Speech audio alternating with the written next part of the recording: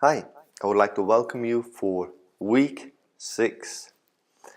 And I want to start this lecture with a personal story. Just a few months before my grandma died, I vividly remember an encounter I had with her and my grandfather. Both were very sad and angry and depressed at the time. They just had moved to a beautiful new apartment a few months prior. The nicest apartment my grandma ever had, and she was very excited and looking forward to spending the rest of her life on that beautiful place. But as soon as she moved in, her physical and her mental health got really bad, and within months she actually ended up in the home of the elders, where within a very short period of time she actually passed away. At that encounter I had with them, they were expressing, of course, the anger, how sad they were, deep, actually, depression. Understandable. She finally had this very beautiful place that she wanted to spend the rest of her life to enjoy, and then she was forced to leave it and to stay in the home of the aged. Now, they were both very charismatic people. Actually, they were leaders for many years of a healing room in one of the charismatic churches here in Switzerland. They had prayed thousands of times for people that God will supernaturally intervene, and they have seen many different miracles happening over the years.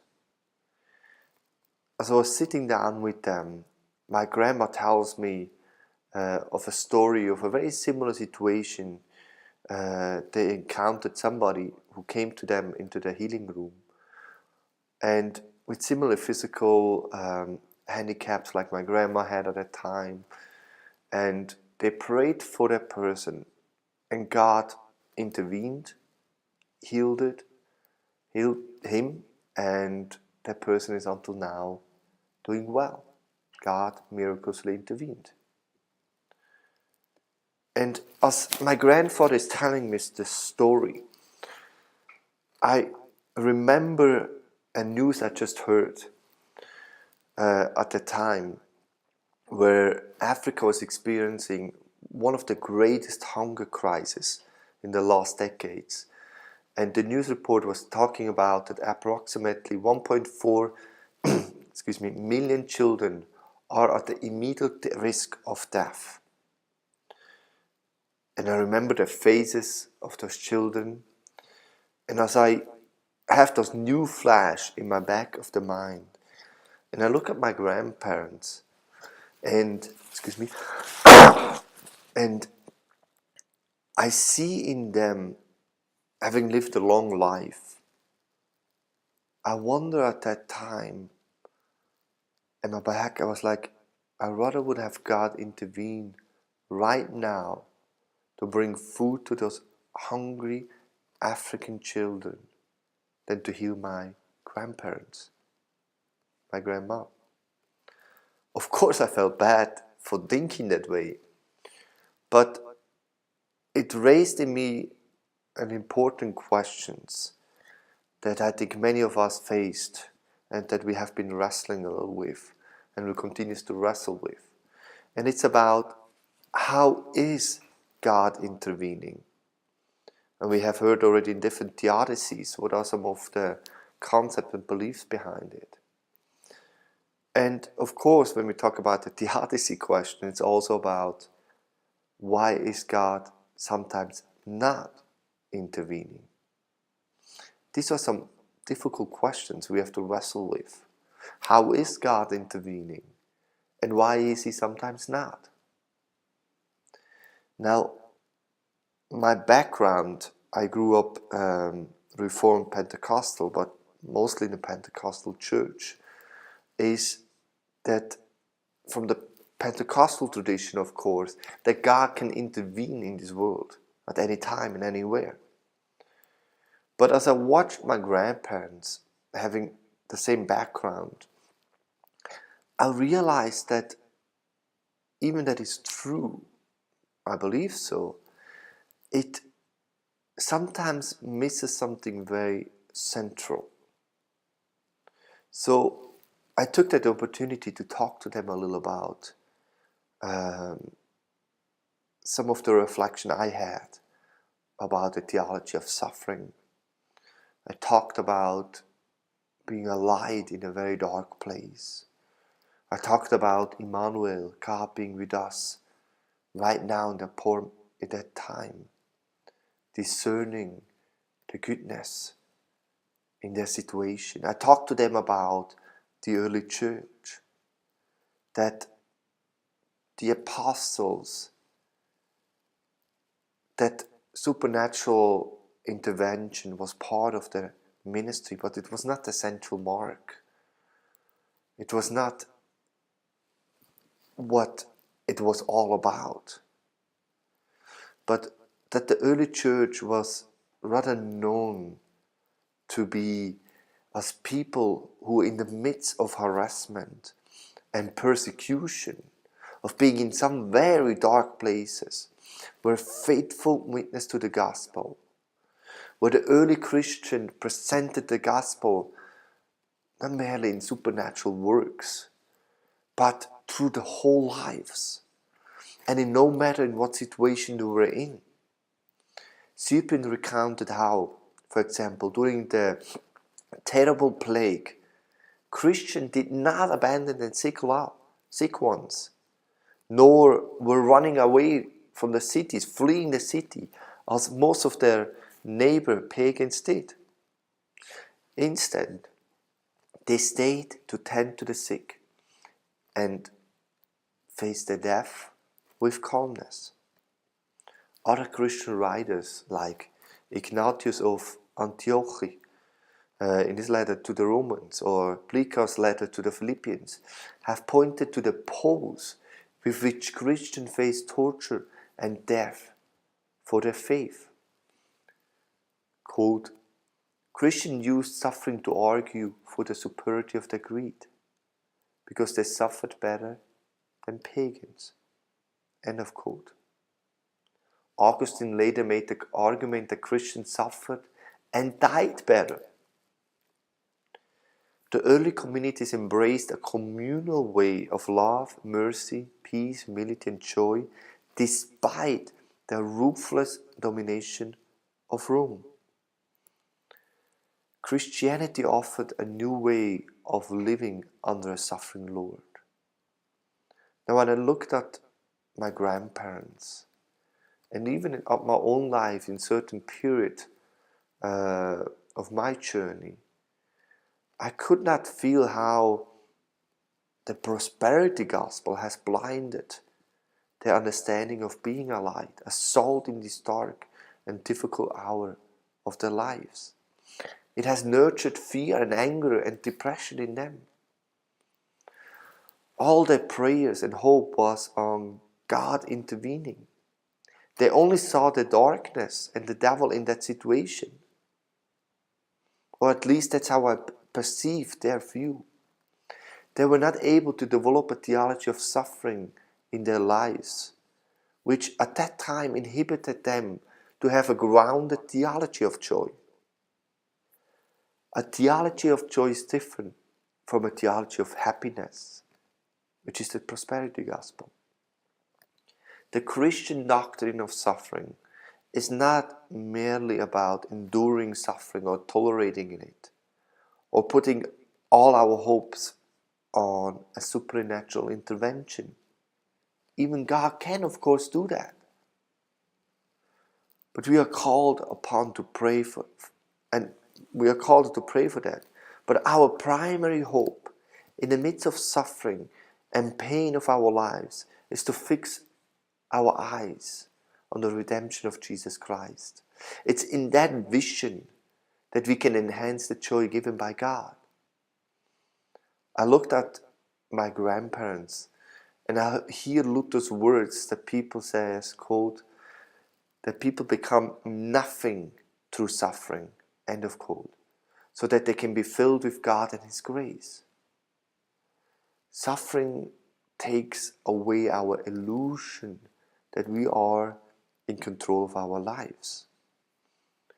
Luther declares, quote, "For since God takes away all our goods and our lives through many tribulations, it is impossible for the heart to be calm and to bear this unless it clings to the better good, that is, united with God through faith." End of quote. This has made Karl Barth's preaching at the funeral of his son Matthias so powerful. In that dark moment of his life, he emphasized on the grace of our Lord Jesus Christ in the now and then. Even death as a powerful, deadly sting.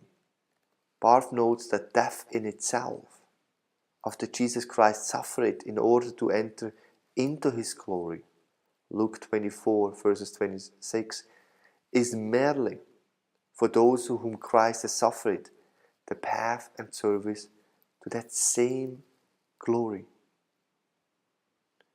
Barth preached that hope on his son's funeral, noted that even all our sorrow today, we will see Him face to face again.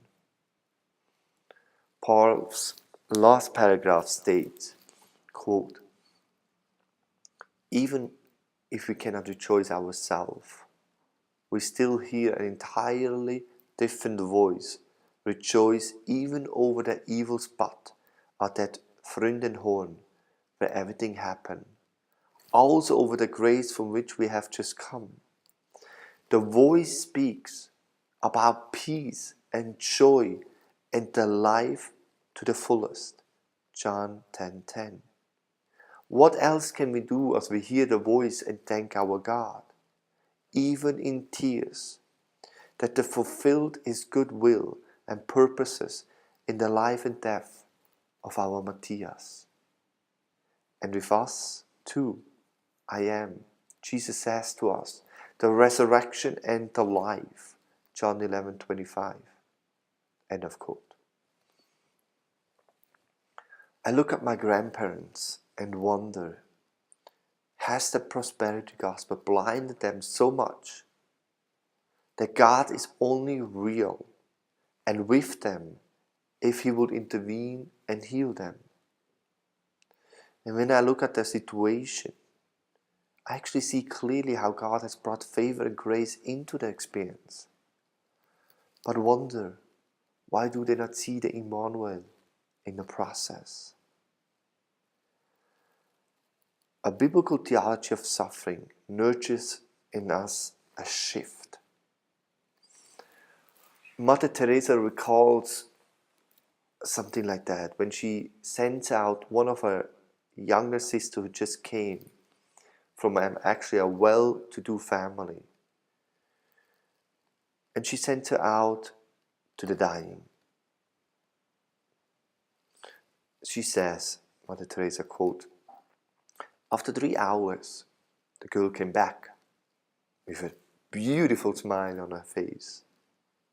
She said, 'For 3 hours I've been touching the body of Christ.' And I said, 'What did you do? What happened?' She said, 'They brought a man from the street, covered with maggots. And I knew that I found it very difficult. I knew that I was touching the body of Christ.' If one agrees," end of quote.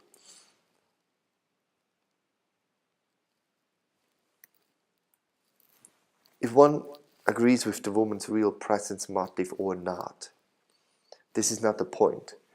But the woman exhibits a mode of theodicy that is embodied in their community, in their faith community. The primary mode was not to explain an evil and suffering in that situation, or to feel hopeless and depressed and angry, but to allow evil and suffering being resisted and transformed by the Christian community. Where my grandparents started to look for the supernatural intervention into the difficult situation, they missed to see the Christian community around them loving and caring for them. Or at least at that moment, they missed it. Now, we started this course by saying that suffering is an experience. We learned a lot from the different theological models, theodicies, about evil and suffering. We learned many biblical truths about suffering and evil. But because suffering and evil is an experience, this biblical truth needs to be fleshed out in those experiences. They need to be fleshed out in our Christian communities. A good example of this is John Feinberg's experience. Feinberg wrote his master's thesis on the book of Job and his doctoral dissertation at the University of Chicago on the problem of evil. When he became a professor of systematic theology at one of the graduate schools, at that time he learned that his wife had the Huntington chorea, a progressive neurodegenerative disorder that leads not only to the loss of all voluntary body movement, but to memory loss, depression, and various forms of dementia, including hallucination and paranoia. He was told that also at that moment, since the disease is genetically transmitted, each of his children had a 50-50 chance of getting the same disease, although they will not know up as the disease only shows when they're around 30 years old at the earliest. After, of course, he shares in his book, after going to a period of denial, that reality started to sink in. And he says, quote, "In one fell stroke, we learned that my whole family was into this cloud of doom." End of quote. Now, of course, he had all this theological background. He knew the sound theological responses to the situation that he was in. And he asked himself he asked him all those difficult questions. One thing he writes about, anyway, who was I, the creature, to argue the Creator? As Paul says in Romans 9, verses 19 to 21.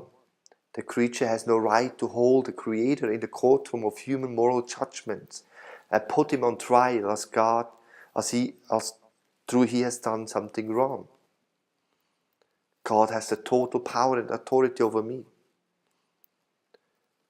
But knowing all the theological answers, a lot of difficult questions started to coming up. For example, like, quote, does God ever hide information from us in order to get to do His will?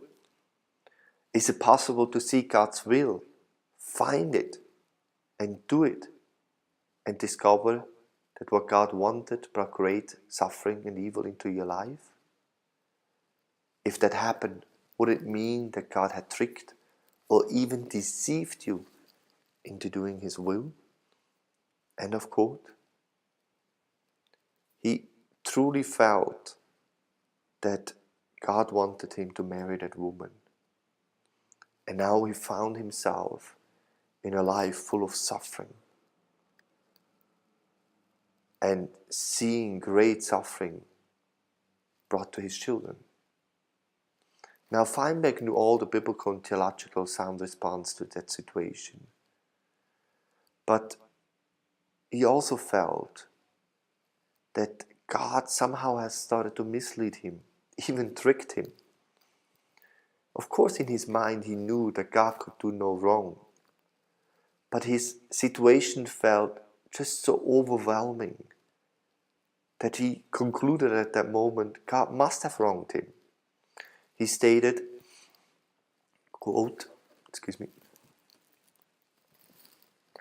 quote, I had all the intellectual answers, but none of them made any difference in how I felt, end of quote. He knew all the different theodicy. He had articulated probably the most biblical theodicy throughout his scholarly work. But at that moment, when he experienced suffering in his family situation, he felt such hopelessness that he was not able to function. All the biblical truths about suffering and evil that he knew did not help him in that experience. The biblical truths were abstract and he could not access them in that experience. He too was filled with anger. And along with this came a sense of abandonment and the absence of God. Theologian Don Carson notes regarding situations like that, quote, there are millions of ordinary Christians who do not feel there's a problem of suffering. They have theological answers that satisfy them. Suffering is the result of sin. Free will means that God has to leave people to make their own mistake. Heaven and hell will set the record straight. So, and then something takes place in their own lives that jolts them to the course. That is not to say, however, that the set of beliefs is irrelevant.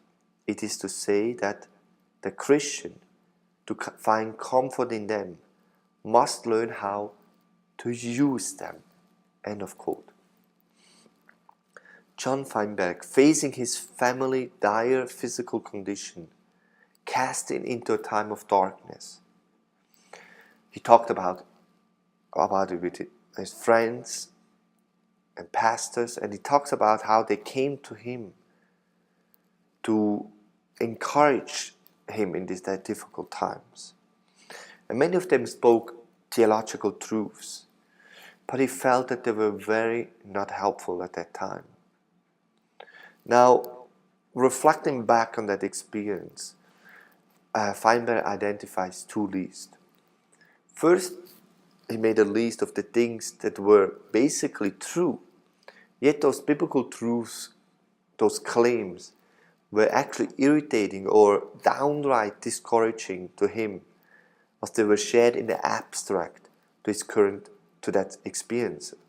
Similar as Job's friends, they said many things that were true about God in the abstract, such as in the end all evil will be judged, or God is pleased with the righteous, or God is not unjust or unfair, or we can understand God's way, they are beyond our minds.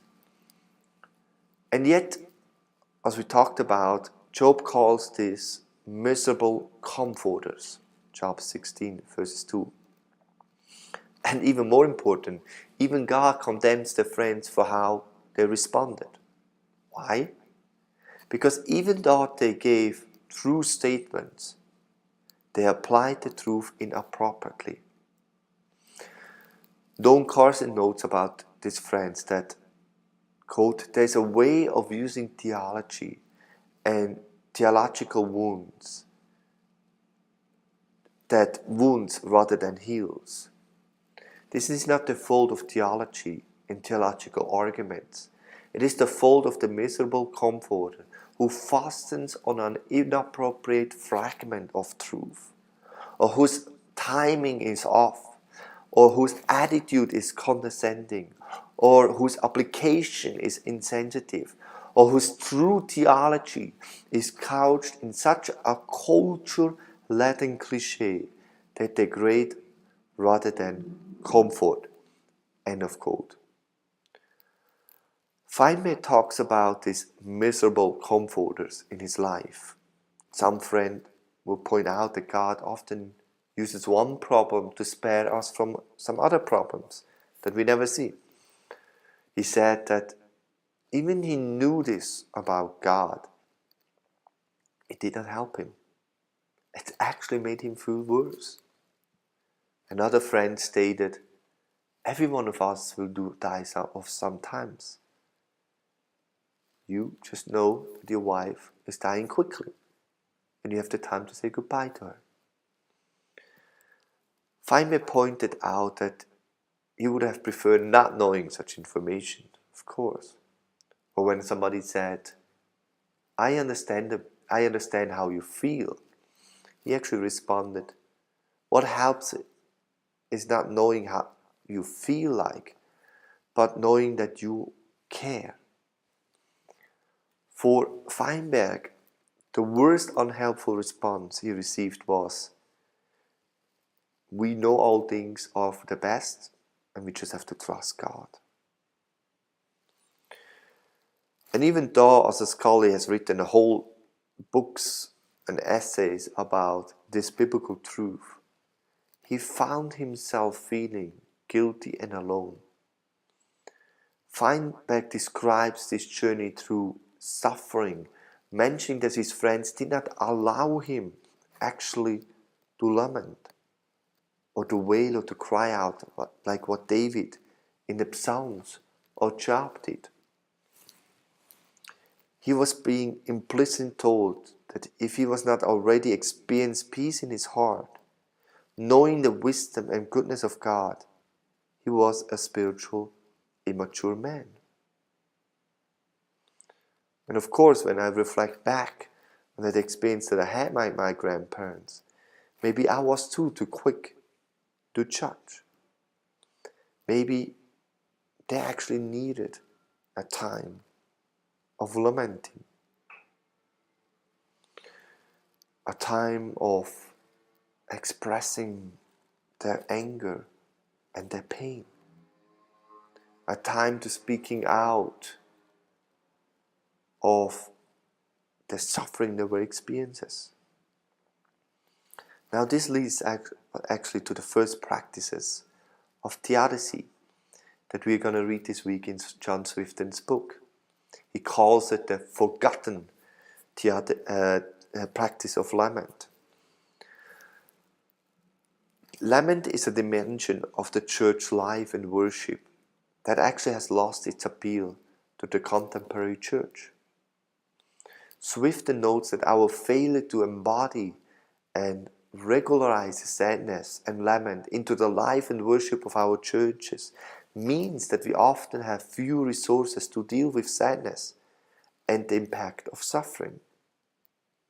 We have no language to express our sadness in our services. Lament is simply a repeated cry of pain, of rage, of sorrow that emerges in the midst of suffering and actions.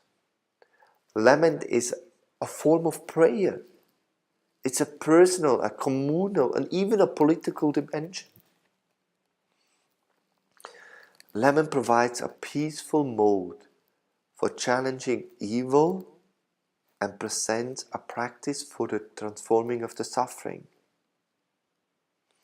So in the reading this week, you will explore the importance of lament for resisting evil and dealing faithfully with suffering.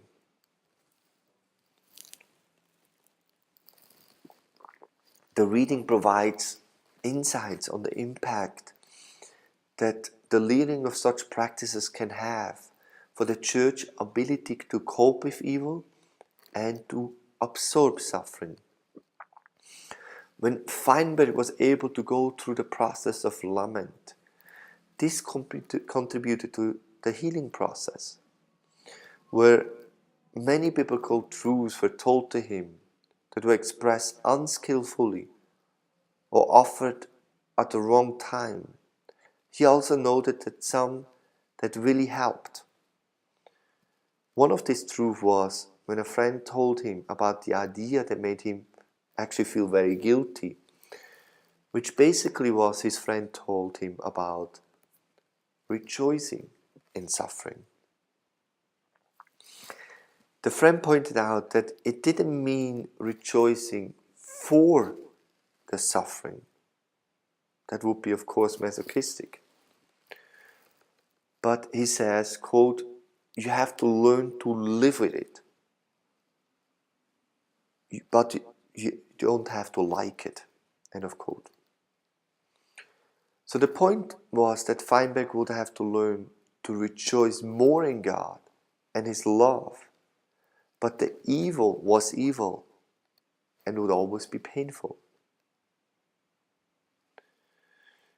And so when I talked to my parents, this is something I was hoping to address at that time. That the situation can often be very painful. And we need to express, we need to lament. But we also need to develop that skill and that discernment about rejoicing and seeing God in certain situations. Of course, that is not always easy. And it is a spiritual discipline that we need to develop. Now, the second practice of theodicy that we want to talk about this week is forgiveness, which is, of course, the heart of the gospel. Swifton notes that at one level, it is the source of all Christian hope, and is an aspect of faith that brings hope and healing. However, at the same time, this beautiful grace of forgiveness is given to us is also very scandalous. It can threaten the core of our human beliefs for righteous. I remember so well when I looked at the newspaper picture of a young man totally beaten down, and I felt compassion and pity. He was bleeding, and his face was totally messed up. Then I read the text, and it said, a father found him as he was sexually abusing his daughter. I looked at the man's face. Good. I would have done the same, you bastard.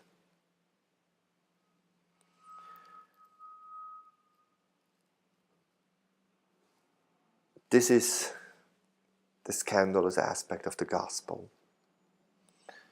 Forgiveness is also for the perpetrator of evil, the mass murderer, the child abuser, the rapist that can find forgiveness and salvation. This is the scandalous aspect of the gospel also. Because it's very scandalous also for the victims. Yet it is vital for the liberation from the impact of evil. Swifton examines the breadth of God's forgiveness and shows how, properly understood, forgiveness can bring healing and liberation for both victims and the perpetrator of evil. The practice of forgiveness is really hard, but it's the core of our Christian faith. And I don't say that lightly. I regularly face a relative of mine who sexually abused actually me when I was a 10-year-old boy. Today I have not a respectful but a distant relationship with this man. I often talk to him about God, but until today he denies all wrongdoing to me and to others. He denies what he has done, and therefore is not able to forgive himself. Even I have forgiven him. And I certainly agree with Miroslav Volf and Jürgen Moltmann that forgiveness is a process rather than a one event. And this is not to let the perpetrator off the hook. there needs to be justice. He needed to go to prison. And he needed to have the consequences of his doing. Or to state it otherwise, forgiveness could be used to justify injustice. The church has done that over and over again. And we can harm others if we ask them to just to forgive and not to have the spaces of lament, reconciliation and justice. The church has too many times covered up abuse in our own faith communities.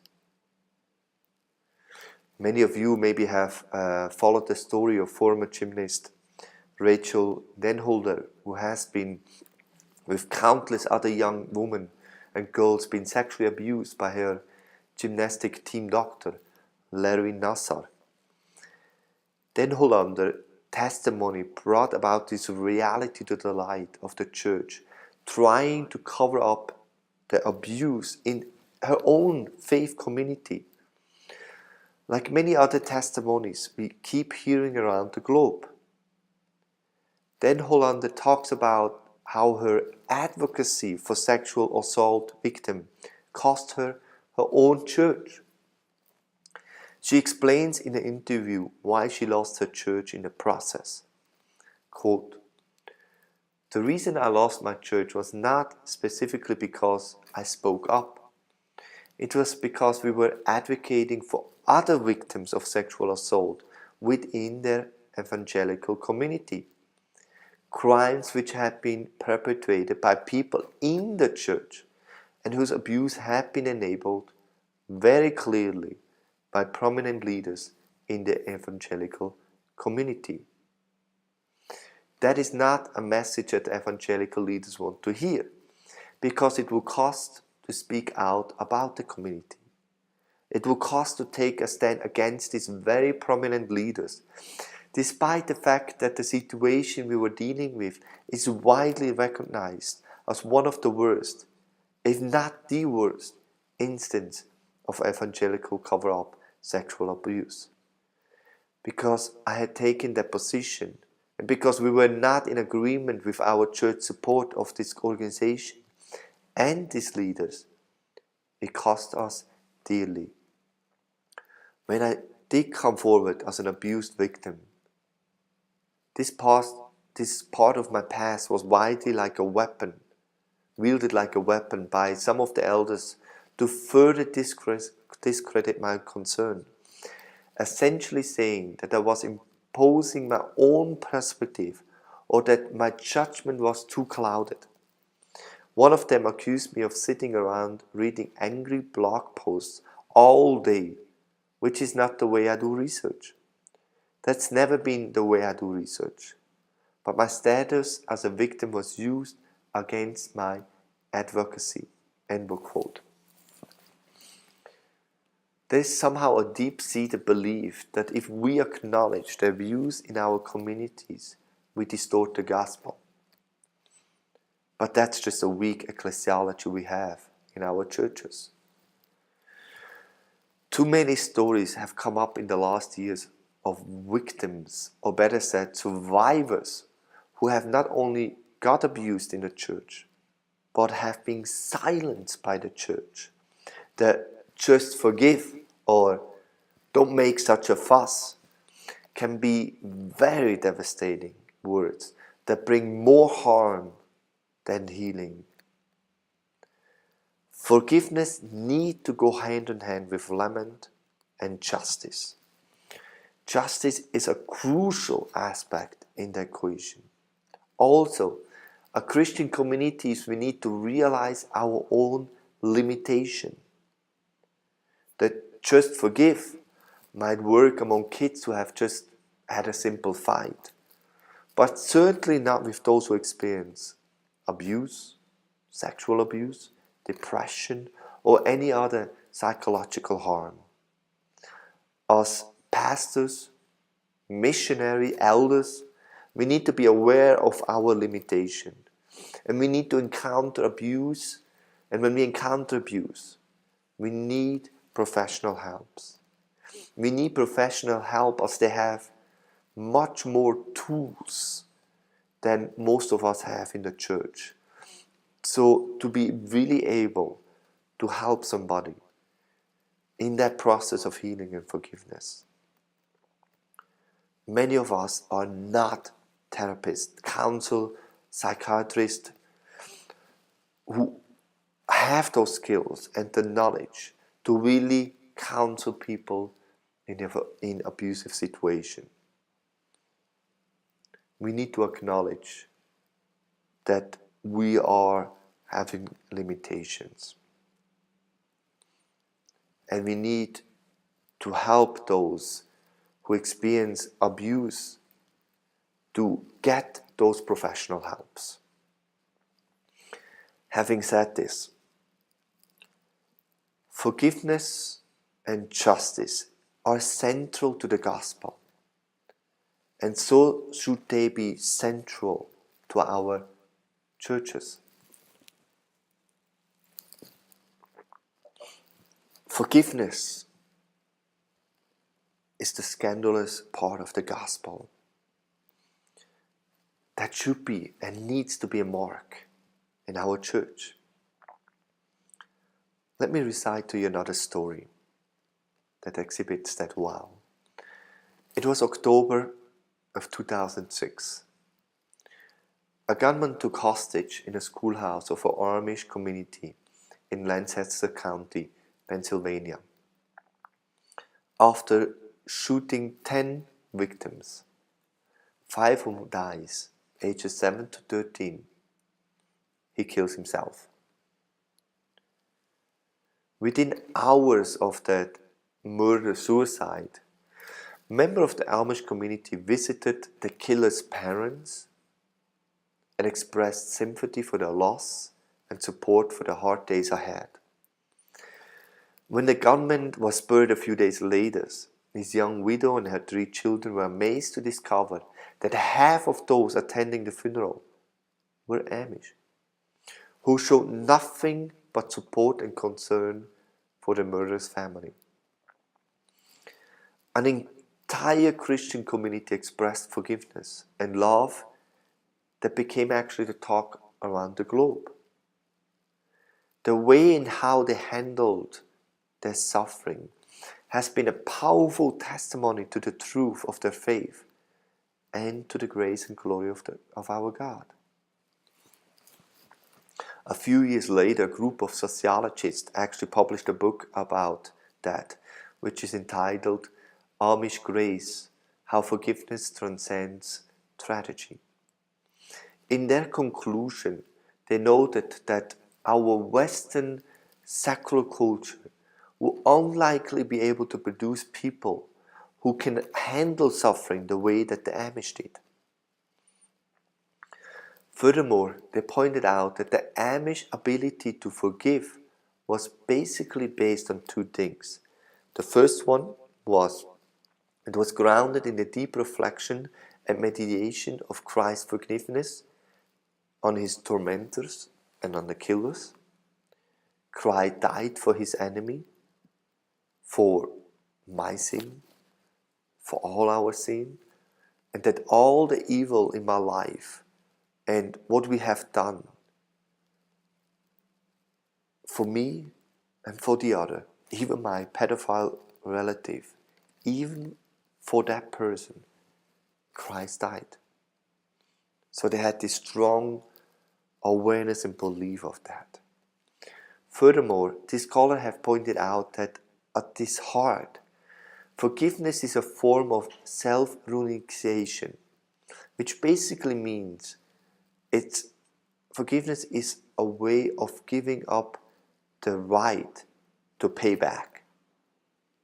That is hard. This is very countercultural to our humanness and our societal values that often seeks revenge. This is so countercultural to where we live right now. But it is the practice of forgiveness where God's grace is revealed Or another stories that probably all of you have heard about the Charleston church shooting, where Dylan Roof, a 21-year-old white supremacist, killed 9 black people. 2 days later, at Dylan Roof's initial court appearance, some of them family responding to them, break down, sobbing of course, and expressing how they forgive him. So in that initial hearing, some of the quotes were like, one was, quote, "You took something really precious from me. I will never again talk to her," quote, the daughter of a 70-year-old Ethel Lance, one of the 9 people who were killed in that massacre, said. But, quote, "I'll forgive you and have mercy on your soul. I forgive you." End of quote. No, sorry. Again. "But I forgive you and have mercy on your soul. You hurt me. You hurt a lot of people. But God forgives you. I forgive you." End of quote. At the end, I believe Swifton is really right. To forgive is the ultimate form of resistance to evil and an unmistakable mark of the coming kingdom. Let us continue to pray for ourselves, our families, and our communities, that we are able to develop and to nurture spaces where lament and forgiveness are part of it. Thank you for listening to this week's lectures. Let's keep on reflecting on what we have heard, on what we are reading, on listening to each other. And I really look forward on discussing that further with you over the next days. Thank you.